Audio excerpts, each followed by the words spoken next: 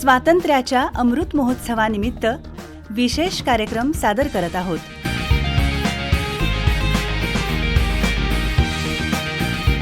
निर्मिती आकाशवाणी रत्नागिरी.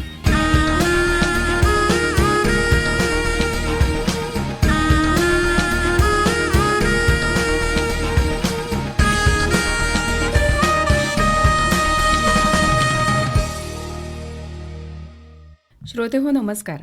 स्वातंत्र्याच्या अमृत महोत्सवी वर्षानिमित्त राष्ट्रीय विधी सेवा प्राधिकरण आणि महाराष्ट्र राज्य विधी सेवा प्राधिकरण यांच्यामार्फत उपक्रम राबवले जातात. त्या उपक्रमाबद्दल माहिती देण्यासाठी आज आमच्या स्टुडिओमध्ये आलेले आहेत वरिष्ठ न्यायाधीश आनंद सामंत. सर नमस्कार. नमस्कार. स्टुडिओमध्ये तुमचं स्वागत आहे. धन्यवाद. मला सुरुवातीला असं सांगा की विधी सेवा प्राधिकरण म्हणजे नेमकं काय? विधी सेवा प्राधिकरण ही एक बॉडी आहे. लिगल सर्व्हिसेस ऑथॉरिटीज ॲक्ट 1987 याच्या अंतर्गत ही एक बॉडी कॉन्स्टिट्यूट केली आहे. त्याच्यामध्ये जिल्ह्याच्या ठिकाणी जिल्हा न्यायाधीश हे त्याचे अध्यक्ष असतात. वरिष्ठ न्यायाधीश म्हणून एक सचिवांची नियुक्ती केली जाते. त्याचबरोबर जे शासकीय विभाग आहेत म्हणजे जिल्हाधिकारी, SP, CO हे त्याचे मेंबर्स करण्यात आलेले आहेत. कारण जिल्हा विधी सेवा प्राधिकरणचे जे कामकाज आहे ते एकमेकाच्या सहकार्याने, कोऑर्डिनेशनने प्रत्येकाच्या ज्या काही गरजा आहेत, कायदेशीर अधिकार आहेत, तर त्याची अंमलबजावणी करण्यासाठी ह्या सर्वांना त्याच्यात सहभागी करून घेण्यात आलेलं आहे आणि त्याचं इम्प्लिमेंटेशन केलं जातं. हे जिल्ह्याच्या ठिकाणी झालं. परंतु राष्ट्रीय पातळीपासून राज्य पातळीपर्यंत आणि तालुका पातळीपर्यंत ह्याची रचना निर्माण केलेली आहे. राष्ट्रीय पातळीवर राष्ट्रीय विधी सेवा प्राधिकरण माननीय सर्वोच्च न्यायालय या ठिकाणी कॉन्स्टिट्यूट केलेलं असतं. त्याचप्रमाणे राज्याच्या ठिकाणी माननीय उच्च न्यायालय त्या ठिकाणी अशीच प्राधिकरण असतं. ते राज्याचं संपूर्ण कामकाज पाहतं. जिल्ह्याच्या ठिकाणी जिल्हा विधी सेवा प्राधिकरण मी आता आपल्याला सांगितलं त्याप्रमाणे. आणि तालुक्याच्या ठिकाणी तालुका विधी सेवा समिती आहे जी तालुक्यातील जे काही लाभार्थी असतात त्यांच्यासाठी ह्या उपक्रमांबद्दल त्यांना माहिती देतं, अवेअरनेस करतं आणि लाभ पण देतं. अशा प्रकारची ही रचना असते. म्हणजे राष्ट्रीय पातळीपासून तालुका पातळीवर त्याचं इम्प्लिमेंटेशन होतं. अच्छा. मला सर सांगा की याची नेमकी रचना काय असते? जी आता मी आपल्याला सांगितलं त्याप्रमाणेच रचनेमध्ये ते सर्व मेंबर्स असतात त्याच्यामध्ये प्राधिकरणामध्ये ठरवल्याप्रमाणे. रचनेबरोबर आपल्याला उद्देश पण त्याचा समजून घ्यायला पाहिजे. तर भारतीय राज्यघटनेमध्ये अशी तरतूद म्हणजे directive principle of state policy म्हणजे राज्याची मार्गदर्शक तत्व आहेत. त्याच्यानुसार प्रत्येक नागरिकाला न्यायापासून कोणी वंचित राहिला नाही पाहिजे, त्याला न्याय मिळाला पाहिजे याची एक डिरेक्टिव्ह दिलेला आहे, मार्गदर्शक तत्व दिलेलं आहे. आणि त्याच्या अंतर्गतच हा कायदा अस्तित्वात आणला गेला. आणि ह्या कायद्याअंतर्गत जे जे दुर्बल घटक आहेत त्याच्यामध्ये महिला असू दे, अनुसूचित जाती जमातीची व्यक्ती असू दे किंवा आर्थिकदृष्ट्या मागास असलेले लोक, त्याचबरोबर मनोरुग्ण आहेत, कस्टडीतील व्यक्ती आहेत, तर ह्यांच्यासाठी कुठे न्यायापासून ते वंचित राहिले नाही पाहिजेत. त्याचबरोबर तळागाळातील लोक आहेत तर त्यांना एखादा वाद निर्माण झाला किंवा त्यांच्यात काही डिस्प्यूट झाला तर ते कोर्टापर्यंत येण्यासाठी आर्थिकदृष्ट्या सबळ नसतात. वकील देणं, वकिलांचा खर्च करणं हे काही त्यांना शक्य नसतं. त्यामुळे तळागाळातल्या लोकांपर्यंत न्याय ही कन्सेप्ट जी घटनेला अपेक्षित आहे ती त्यांच्यापर्यंत पोहोचवण्याचं काम हे राष्ट्रीय पातळीपासून राज्य पातळीवर आणि राज्य पातळीपासून तालुका पातळीपर्यंत हे अंमलात आणलं जातं आणि त्याच्यासाठी ही रचना करण्यात आलेली आहे त्याची. ओके. याचा सगळ्याचा नेमका उद्देश काय आहे? मगाशी मी सांगितल्याप्रमाणे घटनेने मॅन्डेटरी केलेलं आहे राज्यांवर किंवा देशाची ही जबाबदारी आहे की आपला कोणताही नागरिक न्यायापासून वंचित राहिला नाही पाहिजे. मग त्याच्यापर्यंत पोचायचं आहे आपल्याला, त्याला जागृत करायचं आहे की तुझ्या बाबतीत जर कोणताही अन्याय झाला, तुला कोणतंही लिगल राईट आहे परंतु आर्थिकदृष्ट्या तुला ते परवडत नाहीये किंवा त्याला जे काही इतर काही गव्हर्नमेंटच्या स्कीम असतात, योजना असतात, त्याच्या आर्थिक कमजोरीमुळे किंवा अशिक्षितपणामुळे ते त्याला त्याचा लाभ घेता येत नाही. मग अशा वेळी त्याला मदत करणं म्हणजे त्याला ते मिळवून देणं म्हणजे प्रत्यक्ष न्याय. आणि ह्याचा आणखीन एक आपण म्हणजे एक महत्त्वाचं वाक्य आम्हाला आपण घोषणा म्हणतो त्याला की जस्टिस टू डोअर स्टेप्स म्हणजे न्याय तुमच्या दारी ही कन्सेप्ट त्याच्याद्वारे अंमलात आणली जाते. म्हणजे तळागाळातल्या असू दे किंवा ट्रायबल एरिया असू दे तिथपर्यंत पोचायचं आणि त्याला ही जाणीव करून द्यायची की तुझ्या पाठी आम्ही आहोत. विधी सेवा प्राधिकरण तुम्हाला मदत करायला आहे आणि ही एक रचना आहे जी रचना तुम्हाला कोणत्याही पातळीवर मदत करू शकते. तुम्हाला न्याय आहे, न्याय ही सीमित कन्सेप्ट नाहीये.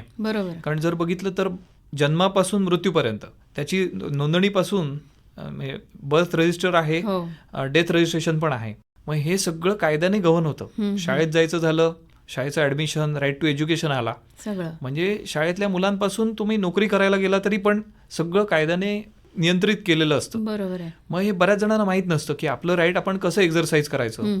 त्याला काही अडचणी येतात. मग काही श्रीमंत लोक पटकन खर्च करून काही वकील देऊ शकतात, कायदेशीर मार्गदर्शन घेऊ शकतात, पण गरीब लोकांना नसतं ते, म्हणजे त्यांच्याकडे तशा सुविधा उपलब्ध नसतात. मग त्यांना आमच्या विधी सेवा प्राधिकरणामार्फत सगळी मदत केली जाते. अच्छा. म्हणजे त्याच्यामध्ये वकील असू दे, वकिलाचा खर्च असू दे, आणखीन काही खर्च येतात, ते सर्व खर्च इथून म्हणजे स्टॅम्प वगैरे, बरोबर. महिलांसाठी काही महिलांसाठी तर फ्री आहे. हो. तर टायपिंगचा खर्च असतो. समजा एखादा वाद दाखल करायचा आहे, टायपिंग करायचं आहे, त्याचं झेरॉक्स काढायचे आहेत, हे सगळा खर्च इथून दिला जातो विधी सेवा प्राधिकरणामार्फत. बरोबर आहे. परंतु बऱ्याच जणांना त्याच्याबद्दल माहित नसतं आणि हा मेन उद्देश आहे की न्याय त्यांच्यापर्यंत पोहोचवा, सगळ्यांपर्यंत पोहोचला पोहोचवा. पाहिजे. हो. म्हणजे आपण असं बघतो बऱ्याचदा की लोक अडचणीत असतात, पण मला हे जमेल की नाही या भावनेतनं मागेही राहतात. हो.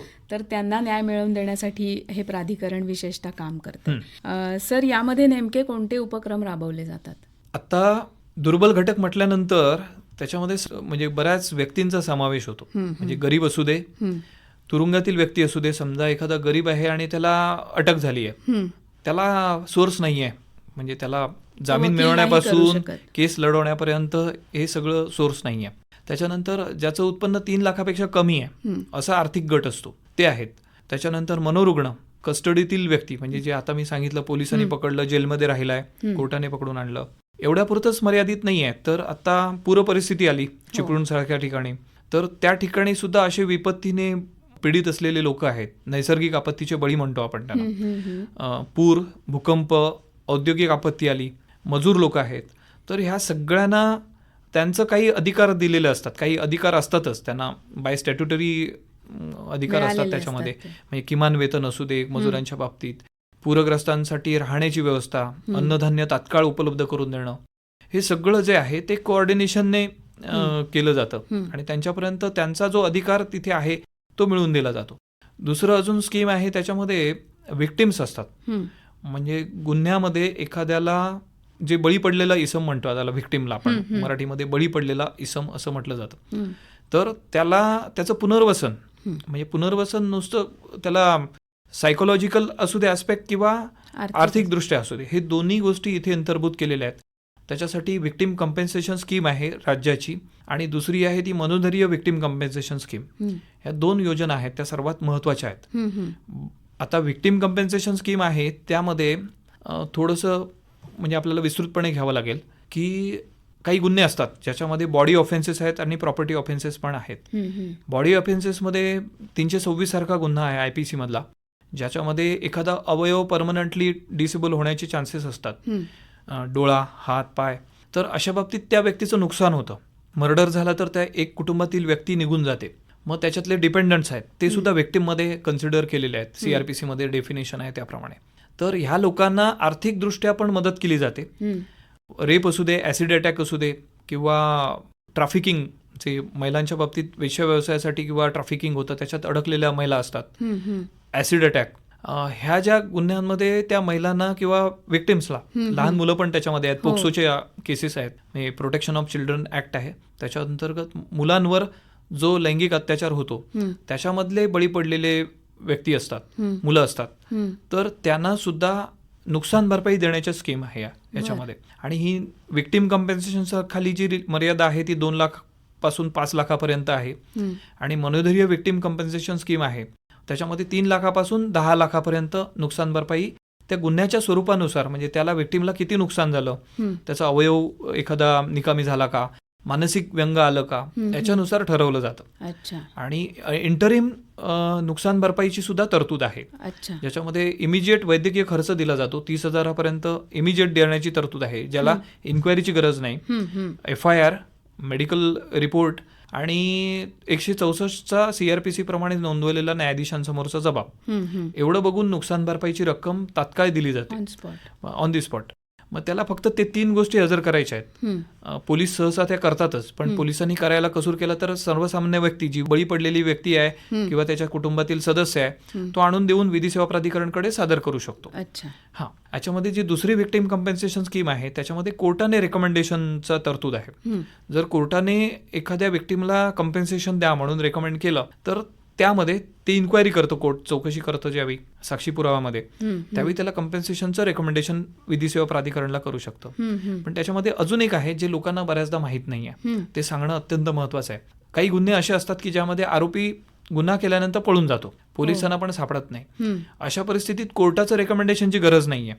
त्याने फक्त FIR दिली पोलीस स्टेशनला की माझ्या बाबतीत असा असा गुन्हा केलाय आणि त्यामुळे मला हानी झालेली आहे, तर ही त्याच्यानंतर ती व्यक्ती विधी सेवा प्राधिकरणकडे डायरेक्टली अप्रोच होऊ शकते आणि तिथे ऍप्लिकेशन देऊन तिला कम्पेन्सेशनचा विचार करता येतो. म्हणजे इथे कोर्टाचं रेकमेंडेशनची गरज नाही ज्यावेळी आरोपी सापडत नाही तेव्हा. अच्छा. हा, तर त्याच्यामध्ये आणखीन एक स्कीम आहे.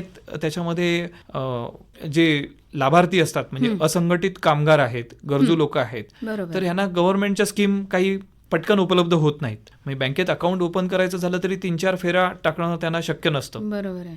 रोजची मजुरी असते. मग ते काय म्हणतात की माझा मजुरीचा एक दिवस मी त्याच्यासाठी वाया का घालू. मग ह्यांनी जर आमच्याकडे अप्रोच झाले तर आमच्याकडे फ्रंट ऑफिस आहे, मुख्यद्वार कार्यालय, ज्याच्यामध्ये सल्ला दिला जातो. म्हणजे सर्वांसाठी आहे ते. म्हणजे मोफत सल्ला दिला जातो, ड्राफ्टिंग केलं जातं, त्या ठिकाणी वकील बसवलेले असतात, तर त्यांच्यामार्फत ह्या सगळ्या सुविधा दिल्या जातात. पण तिथे PLV पण आमचे कार्यरत आहेत. त्यांना सांगितलं तर हे स्कीम त्यांना तिथपर्यंत देण्याची पण योजना आपल्याकडे आहे. म्हणजे कोणत्याही शासकीय विभागातली असू दे, ती त्या लाभार्थीला मिळवून देण्याची तरतूद आम्ही केलेली आहे तिथे. Okay okay. हो. मला सांगा सर की याचे फायदे नेमके कोणाकोणाला होतात? हां, यामध्ये काही कॅटेगरीज केलेल्या आहेत. म्हणजे एक तर महिला, मुलं, अनुसूचित जाती जमातीच्या व्यक्ती सांगितल्या मी, ज्यांचं आर्थिक उत्पन्न वार्षिक 3 लाखापेक्षा कमी आहेत, असं सर्व गट, म्हणजे सर्व लोक. औद्योगिक कामगार आहेत जे लेबर म्हणून ओळखलं जातं आपल्याकडे. त्याच्याशिवाय मनोरुग्ण आहेत, म्हणजे इतर कामगार लोक सुद्धा आलेत, डेली वेजेसचे लोक पण आलेत, मनोरुग्ण आहेत, कस्टडीतील व्यक्ती आहेत, म्हणजे ज्याला कोर्टाने किंवा पोलिसांनी ताब्यात ठेवलेलं आहे, तर त्यांना सगळ्या प्रकारची मदत केली जाते. म्हणजे माननीय सर्वोच्च न्यायालयात अपील किंवा रिव्हिजन किंवा SLP स्पेशल लिव्ह पिटिशन आहे तो दाखल करण्यापर्यंत मदत केली जाते.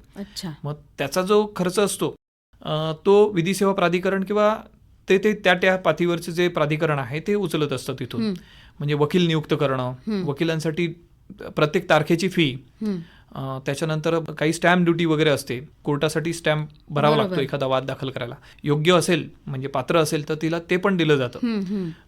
त्याच्याशिवाय मगाशी सांगितल्याप्रमाणे नैसर्गिक आपत्तीचे बळी आहेत त्यांना सुद्धा मदत होते. विकलांग लोक आहेत तर त्यांना सुद्धा पूर्ण मदत केली जाते. म्हणजे कुठे इन्स्टिट्यूशनमध्ये दाखल करायचं आहे. मुलं आहेत, मुलांच्या बाबतीत आपण जास्त म्हणून मी आपल्याला पॉइंट आउट करेन की मुलांना डेव्हलपमेंटचा राईट आहे, म्हणजे विकासाचा अधिकार आहे. आणि ह्या विकासाचा अधिकार फक्त कागदोपत्री ठेवून चालणार नाही, तर त्यांना योग्य शिक्षण, त्याबरोबर ज्या काही आवश्यक सुविधा आहेत त्या त्यांना पोचाव्यात याच्यासाठी रत्नागिरी विधी सेवा प्राधिकरणाने विशेष प्रयत्न केलेले आहेत. आणि ह्यामध्ये त्यांना TV स्क्रीन, म्हणजे जी आपण एज्युकेशनसाठी, ऑनलाईन एज्युकेशनसाठी कोरोनाच्या काळात उपयुक्त ठरेल, ह्याच्या सगळ्या सुविधा आपण प्रोव्हाइड करत आहोत ह्या पॅन इंडिया अवेअरनेस कॅम्पेन अंतर्गत. आणि त्यापूर्वी पण काही प्रोव्हाइड केलेले आहेत. संगणक पण प्रत्येक इन्स्टिट्यूशनला दिलेले आहेत. खेळाचं साहित्य, त्याच्यामध्ये मोठे मोठे खेळणं पण आहेत, म्हणजे कॅरम, चेस आहेच, क्रिकेट, बॅडमिंटन, फुटबॉल हे सगळं दिलेलंच आहे. पण मैदानीमध्ये घसरगुंडी मोठ्या प्रकारची, त्याच्यानंतर डबल बार वगैरे वगैरे त्यांनी आमच्याकडे रिक्वायरमेंट दिल्या होत्या. ह्या सगळ्या आम्ही प्रोव्हाइड केल्या. माननीय चॅरिटी कमिशनर मुंबई यांच्या कोऑर्डिनेशनने काही ट्रस्ट त्याच्यासाठी पुढे आम्ही कोऑर्डिनेट केलं, त्यांच्याशी पत्रव्यवहार केला, त्यांना दाखवून दिलं ही पोझिशन. आणि आता माझ्या मते महाराष्ट्रात अशी कुठेही सुविधा मिळाली नसेल एवढ्या सुविधा आम्ही रत्नागिरीची जी 6-7 ऑब्झर्वेशन होम आहेत तिथे त्यांना प्रोव्हाइड केलेली आहे. म्हणजे MPSC UPSCचं एज्युकेशन मटेरियल पण आम्ही त्यांना प्रोव्हाइड केलं. म्हणजे जी मुलं उत्सुक होती की हे आपल्याला पाहिजे, तर त्यांनी आम्ही सगळ्या रिक्वायरमेंट त्यांच्या ज्या होत्या, आम्हाला त्यांनी ज्या ज्या रिक्वायरमेंट दिल्या त्या सगळ्या फुलफिल केलेल्या आहेत. म्हणजे त्याच्यात कुठेही उणीव ठेवलेली नाहीये. मग हे डायरेक्ट जस्टिस जो आहे तो आम्ही प्रत्यक्षात कसा अंमलात आणता येईल याच्यासाठी नेहमी प्रयत्नशील असतो. छानच. मला सांगा सर की आता मगाशीच तुम्ही म्हणालात की एक गरीब लोक असतात, म्हणजे ज्यांची कुवतच नसते की आधी ह्या काही सेवा आहेत हे सुद्धा त्यांना माहिती नसतं. हो. तर या लोकांना न्यायालयापर्यंत पोहोचणं शक्य नसतं. तर यांच्यासाठी नेमक्या काय फॅसिलिटीज आहेत? हां, सध्या तर पॅन इंडिया अवेअरनेस कॅम्पेन जी आहे हं, त्या अंतर्गत आम्ही तळागाळातल्या लोकांपर्यंत पोहोचत आहोत. म्हणजे प्रत्येक गावामध्ये जाऊन हं, एक वकील, हं, पॅनल लॉयर्स आमचे आहेत, ते पॅरालिगल व्हॉलंटियर्स आणि लॉ स्टुडंट हं, यांची एक टीम बनवलेली आहे हं, आणि ती प्रत्येक गावामध्ये जाते हं. आणि दिवसाला 20-25 गावामध्ये अख्ख्या जिल्ह्यामध्ये ते अवेअरनेस प्रोग्राम घेत आहेत. वा. त्याच्यामध्ये ह्या सगळ्या योजना, हं, विधी सेवा प्राधिकरणचं कामकाज हे त्यांच्यापर्यंत पोहोचवलं जातं. बरोबर. म्हणजे त्यांना माहीत नसतं की आता मला कोर्टात जायचं आहे तर मला वकील द्यावा लागणार आहे. हं, मग वकिलाची फी बऱ्याचदा परवडत नसते. त्याच्याशिवाय जाण्या येण्याचा खर्च, प्रत्येक तारखेला जाणं येणं असतं. मग हा सगळं जे आहे ते त्रासदायक, तापदायक आहे आणि त्याच्यामुळे वादाचं निवारण करायला पण बराच कालावधी जातो जर कोर्टात दाखल केलं प्रकरण बरोबर. तर त्याचा जो वकिलांचा खर्च आहे तो आम्ही आमच्या कार्यालयामार्फत देत असतो. म्हणजे प्रत्येक तारखेचा खर्च असतो. त्याच्याशिवाय मगाशी सांगितल्याप्रमाणे टायपिंग वगैरे वगैरे सगळा खर्च, स्टॅम्प ड्युटीला योग्य असेल व्यक्ती तर तिला दिला जातो. त्याशिवाय न्यायालयीन कामकाजा अनुषंगाने येणारा खर्च असतो हं, तो सुद्धा त्याच्यात इन्क्लूड असतो. आणि मुख्यद्वार कार्यालयामध्ये सल्ला देणं हं. हे त्यामध्ये सगळं शासकीय खर्चाने केलं जातं. अंतर्भूत. बऱ्याचदा त्यांची कन्सेप्ट असते की आपण शासकीय म्हणजे सरकारी वकील दिला, हं, पण हा सरकारी वकील नसतो. त्यांना अशी कन्सेप्ट आहे सर्वसामान्य लोकांची की आपण इथून दिलं की सरकारी वकील मिळणार आपल्याला. हं, पण हे लोकांची कन्सेप्ट फार चुकीची आहे. आमचं पॅनल असतं ते चांगल्या विधिज्ञांची निवड करतं. जसं बँकेचं पॅनल असतं अच्छा. तसं आमचं पॅनल निवडलेलं असतं. ते बारमधलेच सदस्य असतात. हं, हं, फक्त त्यांची निवड होते की प्रत्येक कॅटेगरीनुसार क्रिमिनल कोण चांगलं चालवतो, दिवाणी वाद कोण चालवतो, महिलांसंदर्भातील वाद कोण बरोबर आहे. चालवतो, ह्यांच्या कॅटेगरी करून ठेवलेल्या आहेत आणि त्यांना तसं प्रकरण दिलं जातं. हं, हं, हं. त्यामुळे हे सरकारी वकील नसतात. पण गरीब लोक असतात, त्यांना माहीत नसतं माहित की नसतं. एज्युकेटेड नसतात. ते म्हणतात आम्हाला सरकारी वकील दिलाय, कारण त्यांना पैसे द्यायचे नाही आहेत. हं, हं, पण त्यांची फी आमच्या ऑफिस मार्फत दिली जाते हे बऱ्याच जणांना माहीत नसतं. माहित नसतं. हा, तर त्यामुळे ते सरकारी वकील म्हणतात त्यांना फुकटच मिळतंय. त्या फुकट सेवांचा लाभ ते घ्यायला तयार नसतात आणि पुढे पण येत नाहीत. अच्छा. हा एक मोठा ड्रॉबॅक असतो. हं, हं, हं. मग त्याबद्दल आम्ही अवेअर करत असतो की असं नाही आहे, तर तुम्हाला त्याच क्वालिटीची सेवा मिळणार आहे जी तुम्ही प्रायव्हेट वकील देऊन घेणार आहात. बरोबर आहे. त्यामुळे ह्या मिसकन्सेप्शन्स असतात त्यांच्या, जास्त करून अशिक्षितपणामुळे ते आलेले असतात. खरंय खरंय, हो. अगदी खरंय. त्यामुळे थोडक्यात लोकांना तुम्ही तुमचे न्याय मिळवण्यासाठी नक्की या प्राधिकरणाशी संपर्क साधू शकता आणि तुम्हाला न्याय मिळवू शकता. सर, मला सांगा की या योजना नेमक्या कोणत्या कोणत्या आहेत? हां, त्याच्यामध्ये प्रत्येक व्यक्तीसाठी योजना आहे. म्हणजे व्यक्ती म्हणजे इन द सेन्स दुर्बल घटक ज्याला आपण म्हणतो. आता सिनियर सिटीजन आहेत हं, तर त्यांच्यासाठी योजना केलेली आहे राष्ट्रीय विधी सेवा प्राधिकरणने. हं, म्हणजे त्यांना ह्या सगळ्या फॅसिलिटीज कशा देता येतील हे त्याच्यामध्ये अंतर्भाव आहे. मनोरुग्ण, आता मनोरुग्णामध्ये आमचं एक तिथे क्लिनिक पण आहे, बर. मनोरुग्णालय रत्नागिरीला. तर तिथे कसं असतं की संपूर्ण देशातले मनोरुग्ण तिथे असतात. बऱ्याचदा माहीत नसतं की त्याचं कोणतं स्टेट आहे किंवा कुठून आलाय तो. हं, मग आमची विधी सेवामार्फत आम्ही काय करतो, त्यांना इतर कार्यक्रम आहेतच, काही लाभ देणं हा विषय आहे. योगासनं वर्ग चालवतो आम्ही. म्हणजे काही NGOज आहेत त्यांच्या मदतीने योगासनं पण त्यांच्यासाठी क्युअर झालेले आहेत, त्यांच्यासाठी केलं जातं. हं, हं, आता इथली ज्या समस्या आहेत त्या आमच्याकडे ज्या तक्रारी येतात, म्हणजे मागण्या असतात त्यांच्या, हं, हं. की आम्हाला औषधं तिथल्या तिथे मिळत नाहीत. अच्छा. म्हणजे कसं होतं की मनोरुग्णालयात जर एखादा पेशंट ट्रीट केला जात असेल हं, तर सांगली किंवा सातारा, कोल्हापूर इथून पेशंट इथे येतात हं. तपासणीसाठी. मग त्यांना अशा रिक्वायरमेंट असतात की आम्हाला तिथे औषधं उपलब्ध करून द्या. ओके. मग आम्ही कोऑर्डिनेशन करतो. हं, कारण इथे जी कमिटी मेंटल हेल्थ ऍक्ट खाली आहे ते माननीय जिल्हा न्यायाधीश जे अध्यक्ष आहेत हं. त्यांच्याच अंतर्गत येते. त्यांच्या गायडन्स खाली आम्ही त्यांना तिथे औषधं पोचवायच्या पण सूचना देतो. अच्छा. म्हणजे त्या रुग्णांना तिथल्या तिथे परत यायला नको यायला ट्रीटमेंटसाठी. नको. ओके. मग तिथली जी रुग्णालय आहेत त्यांच्याशी कोऑर्डिनेशन करून त्यांना त्या रिक्वायरमेंट पूर्ण केल्या हं, जातात. हं, हं. दुसरं काही फॅमिलीज असतात त्यांच्या, मग त्या फॅमिलीजना ते क्युअर झाले की घेऊन जात नाहीत. एक्झॅक्टली. मग तिथल्या स्टेट लिगल सर्व्हिसेस ऑथॉरिटी किंवा डिस्ट्रिक्ट लिगल सर्व्हिसेस ऑथॉरिटी यांच्याशी आम्ही कोऑर्डिनेशन करतो, हं, त्यांना कळवतो. मग आता रिसेंट आम्ही कोल्हापूरचं एक पेशंट असा हँडओव्हर केला. हं. कोल्हापूर DLSAला आम्ही कोऑर्डिनेशन केलं आणि त्यांना सांगितलं की हा जो पेशंट आहे त्याचे रिलेटिव्ह त्याला नेत नाही आहेत, तो क्युअर झालाय. मग त्यांनी तिथून व्यवस्था करून त्याच्या रिलेटिव्हना इथे पाठवलं आणि त्याला ताबा दिला. अरे वा. म्हणजे हे जे इम्प्लिमेंटेशन आहे, अंमलबजावणी आहे, ते डायरेक्टली केली जाते आणि म्हणजे या त्याला पद्धतीने या न्याय तुम्ही पद्धतीने देताय. न्याय देतो आम्ही त्याच्यामध्ये. चांगलं आहे, चांगलं आहे. मला सांगा की या योजनांमध्ये अपात्र असे कोण आहेत नेमके? आता डिफॉर्मेशनची केस असते किंवा अपमानाचा संदर्भातली दावा वगैरे जे प्रकरणं आहेत, त्याच्यानंतर जे न्यायालयाचा अवमान केल्यासंदर्भातली जी प्रकरणं आहेत, बर, त्याच्यानंतर खोटी साक्ष देणं न्यायालयासमोर, हा त्याच्यामध्ये काही केसेस असतात. मग त्याच्या बाबतीत आम्ही विधी सेवा देत नाही. इलेक्शन मॅटर्स असतात, म्हणजे निवडणुकी संदर्भातील काही वाद उपस्थित केले जातात, तर ते इथे त्यांना मदत केली जात नाही. त्याच्याशिवाय आर्थिक गुन्हे असतात, इकॉनॉमिक ऑफेन्सेस त्याला म्हणतात, ज्याच्यामध्ये अर्थव्यवस्थेला पण धोका असतो. तर अशा बाबतीत ह्या लोकांना मदत केली जात नाही. त्याच्यामध्ये सामाजिक कायदे आहेत, ज्याच्यामध्ये बहिष्कार टाकणं समाजावर किंवा एखाद्या व्यक्तीला वाईट टाकणं, तर ते बहिष्कारासंदर्भातील जे गुन्हे आहेत त्याच्यामध्ये सुद्धा मदत केली जात नाही. म्हणजे जातीच्या आधारावर किंवा जातीय पूर्वग्रह ह्याच्यावर आधारित जे गुन्हे आहेत त्याच्यात ती मदत केली जात नाही. अच्छा. बाकी सर्वांमध्ये मदत केली जाते त्याच्यामध्ये. म्हणजे गुन्हेगार कोणताही असो ते त्याला लिगल एड तर्फे विधी सेवा पुरवली जाते, म्हणजे वकील वगैरे दिले जातात. सर, मला सांगा की लोक न्यायालय आणि मध्यस्थी या वैकल्पिक वादनिवारण पद्धतीद्वारे कसं कामकाज चालतं? बऱ्याच लोकांना ही कन्सेप्ट माहीत नसते. म्हणजे लोक न्यायालय म्हटलं की लोकांची अशी कन्सेप्ट आहे की तडजोडच करायची, हां, आणि मध्यस्थी म्हटलं की आपल्याला काहीतरी सोडावं लागणार आहे किंवा गमवावं लागणार आहे अशी धारणा असते. म्हणजे मी मेडिएशन करतो त्यावेळी मला समजलेल्या कन्सेप्ट असतात. तर ही वैकल्पिक वादनिवारण ही निर्णय घेण्याचीच एक वैकल्पिक प्रक्रिया आहे, हे लोकांना माहीत नाही आहे बऱ्याच, आणि तसं ते पटवून दिलं जात नाही. तर ही दिवाणी प्रक्रिया संहिता कलम 89 मध्ये दुरुस्ती केली गेली, आणि त्याच्यामध्ये लोक न्यायालय, मध्यस्थी, आर्बिट्रेशन, कॉन्सिलेशन आणि ज्युडिशियल सेटलमेंट या काही वादनिवारण करण्याच्या पद्धती अवलंबल्या गेल्या.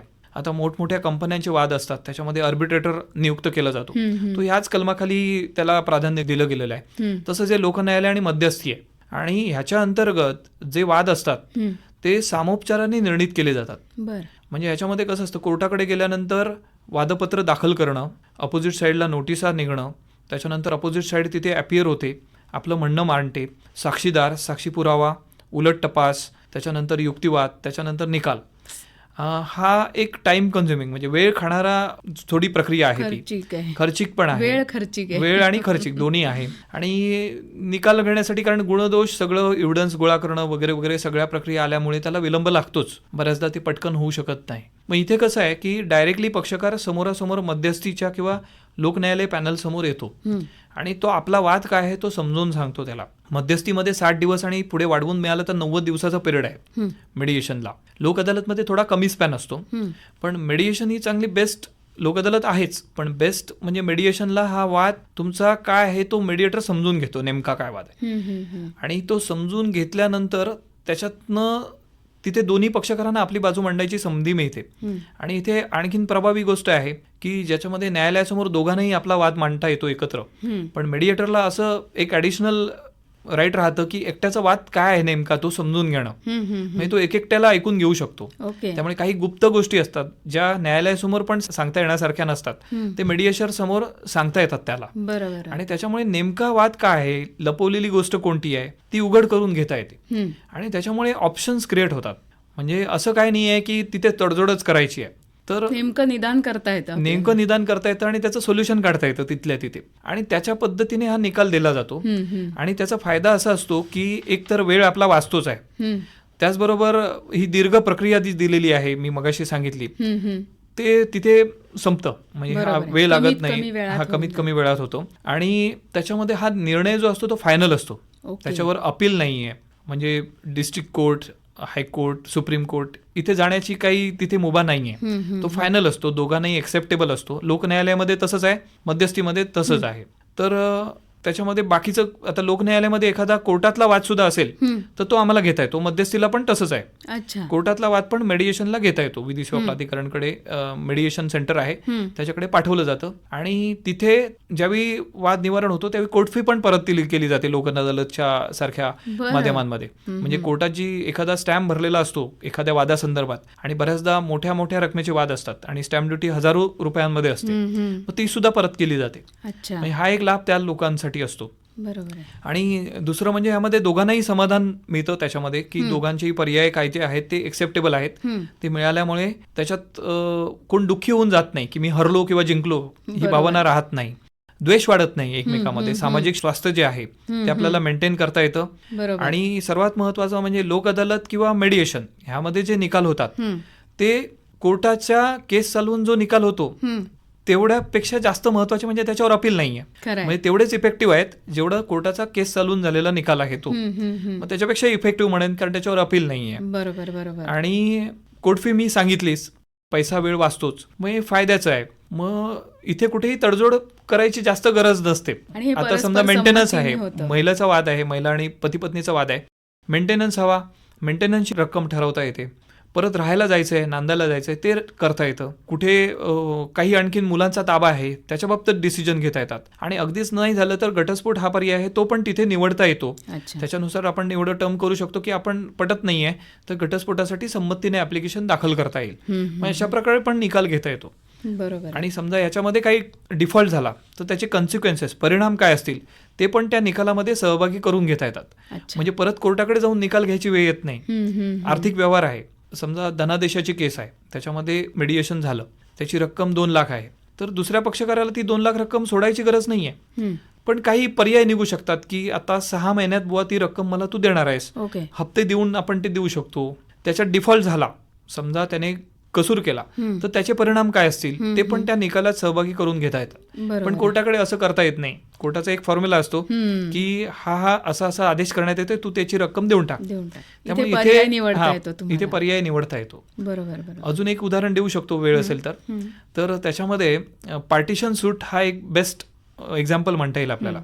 भावंडांचे वाद असतात, वडिलोपार्जित मिळकत असते, तर त्याच्यामध्ये एखादा भावाने जरी विरोध केला तर त्याला दिवाणी कोर्टात जाऊन वाटपाचा दावा मागावा लागतो आणि आपला हिस्सा करून मागावा लागतो. आणि जेव्हा कोर्ट डिसिजन देतं तेव्हा कोर्ट काय करतं की 5 भाऊ आहेत ना, प्रत्येकाचा हिस्सा 1/5 आहे, एवढाच निर्णय देतं.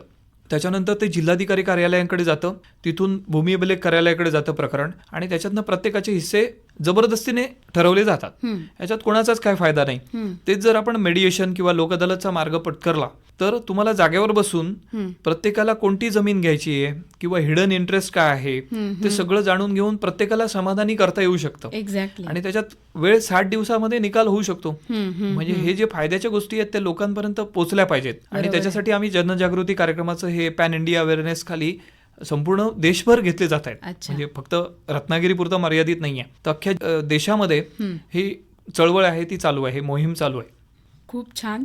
श्रोते हो, या योजनांमार्फत तुम्ही तुमच्यासाठी न्याय मिळवू शकता आणि या प्राधिकरणाकडे जाऊन तुम्ही तुमचा न्याय मिळवू शकता. सर, खूप छान माहिती तुम्ही आम्हाला, आमच्या श्रोत्यांना करून दिली आहे. त्याबद्दल आकाशवाणी परिवारातर्फे मी आपले आभार मानते. धन्यवाद. स्वातंत्र्याच्या अमृत महोत्सवानिमित्त विशेष कार्यक्रम आपण ऐकलात.